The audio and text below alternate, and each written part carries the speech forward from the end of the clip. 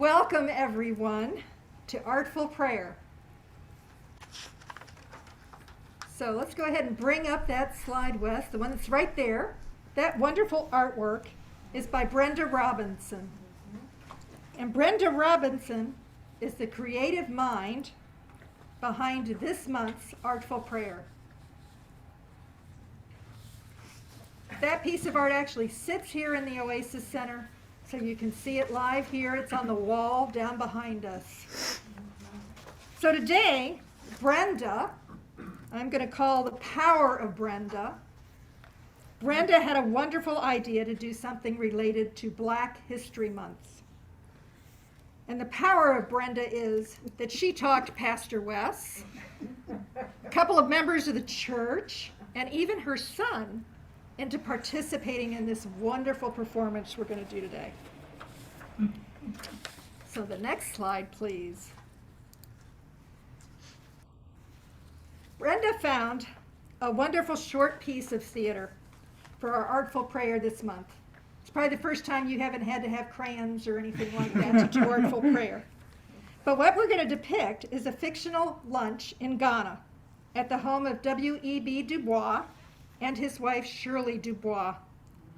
There's a description here of W.E.B. Du Bois. He's an early 20th century civil rights activist, founder of the NAACP, and the first Black man to receive a PhD from Harvard. Very learned individual. Shirley Du Bois was his wife. They married late in his life, and she was an accomplished author. Malcolm X is also at this fictional luncheon. And of course, you all know him as a mid to late 20th century civil rights leader. And Maya Angelou is also here. So this is called A Gathering of Friends. W.E.B. Du Bois is played by Reverend Dr. Wes Bixby. Mrs. Du Bois is played by Lindsay Huddleston. Malcolm X is played by M. Rodney Robinson. Yes, related to Brenda. And Maya Angelou is played by Brenda Robinson. Thanks for all of them to join us. So one more slide here. I would let you know this is a work of historical fiction. It couldn't have actually happened.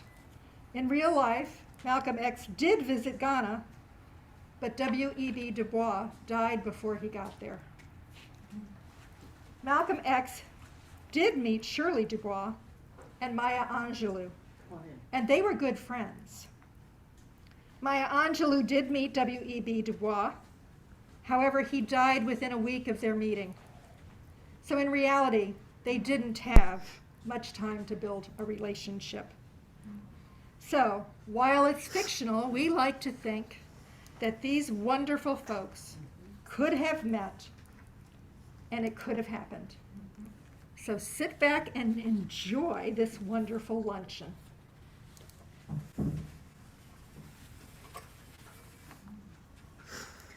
As we go through life, we try on many faces and many different names. Why? In my lifetime, I've been a dancer, a singer, a fry cook, and a streetcar conductor. I've even lived in Stamps, Arkansas, New York City, Ghana, Egypt, Italy, and so many other places. My name is Marguerite Annie Johnson, but most people know me as Maya Angelou. In 1963, I spent some time in Egypt as a journalist before I eventually settled in Ghana. While there, I continued my work in both print and broadcast journalism. In the country of Ghana, I met some of my heroes, including the first African-American man to earn a doctorate degree from Harvard University, Dr. W.E.B. Du Bois. He was in his 90s by the time I met him, but he still had that smile and that demeanor of a man who knew that he had done positive things in the world and that he was leaving behind a legacy for a future that was better than his past. I'm delighted you were able to join us for lunch. Of course. And thank you for letting me into your lovely home. You've been a great friend, Shirley, and I couldn't have gotten my job at the University of Ghana without you. You would have been fine, Maya. You are a trained writer. I just put a good word in. William, Yes, dear. this is Maya Angelou. She just moved to Ghana a few months ago. Dr. W.E.B. Du Bois. It is such an honor to meet you. I am delighted to meet you as well. My wife speaks highly of you. I'm sure that you're finding so many African Americans living in Ghana came as a bit of a surprise. Actually, that's why I moved here. I was living in Egypt and I heard about this community. I love Ghana, but it is good to be among people from my home country. Please make yourself comfortable. This young man and I were just having a bit of a debate. Hello, sister. Well, hello, Brother Malcolm. It's good to finally meet you. We were just discussing the Organization for African Unity and how, despite their differences, our African nations have come together to shake off the bindings of colonialism. In my travels, I have seen our brothers and sisters fight for control of their destiny. It still surprises me how the struggles in Detroit, New York, and Chicago are similar to the plight of many Africans thousands of miles away on this continent. Well, Malcolm, we do have a shared history in bondage and a shared enemy in the people who enslaved our great-grandmothers and grandfathers. I agree.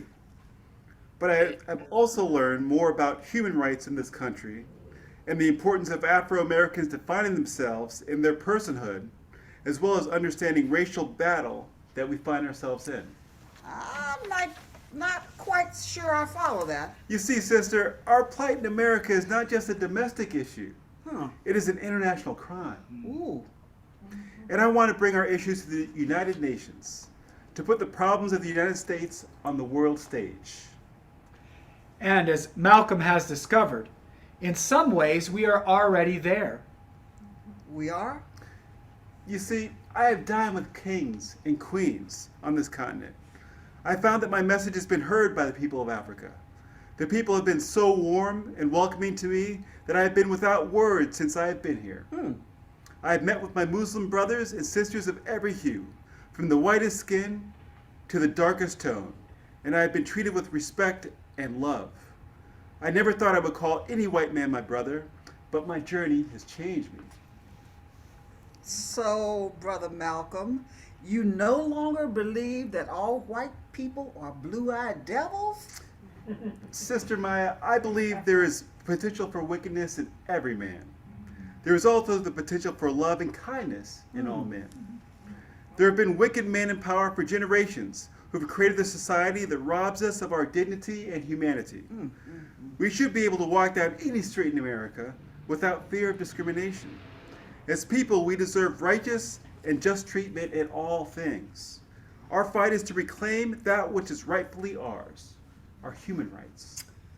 Our human rights. Your words do me a world of good, Brother Malcolm. I was born February 23rd, 1868, just 3 years after the legal end of slavery. But I was fortunate. I spent my youth in Barrington, Massachusetts, where I went to school with blacks and whites. My white teachers encouraged me to learn. I didn't face the full horror of racism until I went to Fisk University in 1885. That's in Nashville, Tennessee, right? I was raised right next door in Arkansas, nearly 40 years later, Dr. Dubois. And the Lord knows it was rough then. I can hardly imagine what it was like in 1885, whew, even on a college campus. Oh, it was a challenge. I taught classes in the local community as I was studying myself. I was shocked that the emancipation, freedom from slavery, had barely made a difference in the lives of black people in Tennessee. Many of our people faced extreme poverty, poor medical care, and inadequate education. They were stuck in a system that put every possible obstacle in their way. Even my most focused and intelligent students were held down by the limits of where they could go, who they could meet, what they were allowed to do with their lives. When I went to Harvard for my PhD, even the most educated and liberal white men had no idea what it was like, truly like, to be a black man in America. Their literature of us was so full of lies and prejudice that they believed to be true. And that's why you wrote the book, The Souls of Black Folk? Yes, ma'am. There were books that claimed that black people had no soul, that they were not even truly human. And what's worse than a white man believing that lie is when black people believe it about themselves. My friend and fellow Harvard alumni, Carter G. Wooden, wrote, "If you can control a man's thinking, you don't have to worry about his actions. If you can make a man believe that he is inferior, you don't have to compel him to seek an inferior status. He will do that without even being told. And if you can make a man believe that he is justly an outcast, you don't have to order him to the back door. He will go to the back door on his own. And if there is no back door, the very nature of the man will demand that you build him one." Dr. Dubois, those are some powerful words. Yes, indeed, Sister Maya. That is why we need you. Excuse me? You see, when I go back to the States, I am forming an organization called the Organization for Afro-American Unity. Okay. Much like the organization here, I believe that if Afro-Americans can unite under one cause, no matter what their religion or background, we can see some real change in our home country. We can become a powerful force in our country and in the world. We can reclaim the human rights that have been taken from us and educate ourselves by any means necessary. And where do I fit into this? You see, Sister Maya, I'm glad you asked. Huh. I have read your work in Cairo and here in Ghana. I know that you work for Dr. King's organization. You have the gift to inspire people with your words and your writing. It is a gift that we desperately need. Our women are the backbone of our civil rights struggle. Our women raise the money, guide our children, and support our men when we feel like we just can't go on. I know I couldn't have made it this far without my wife, Betty. She has blessed me with 6 beautiful daughters, and they need strong women like you to look up to. Shirley, what do you think? I think that William and I are in Ghana to spend our retirement. You, my dear friend, are far from retired and far from finished. Go. God's work is waiting for you. I hear what you're saying, Shirley. Okay, Malcolm. As soon as I return to the States, I will join your organization. Thank you, sister. Look forward to working with you. Namaste.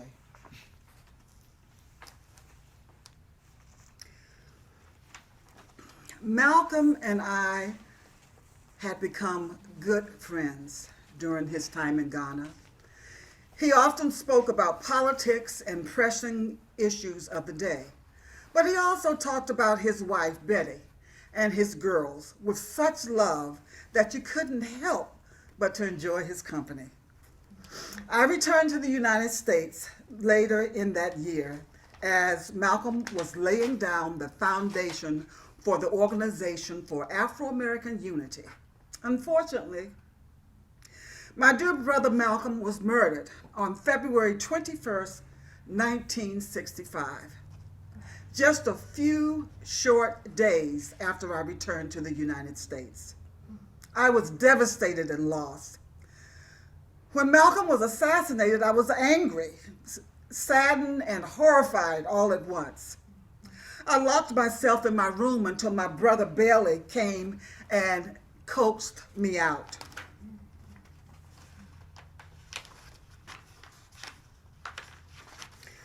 Bailey comforted me and told me that good friends were taking care of Malcolm's family and that memorials were being held all over in his honor.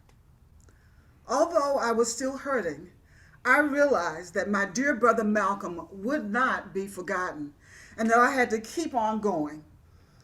I began to use my words to inspire others, just like Malcolm asked me to do. And I became a famous poet and an author. Now, I've lived many years since then, and I've seen quite a few changes. But meeting Malcolm X for the first time in Ghana and making friends with him was truly an experience of my lifetime. I am so grateful, and I will never, ever forget.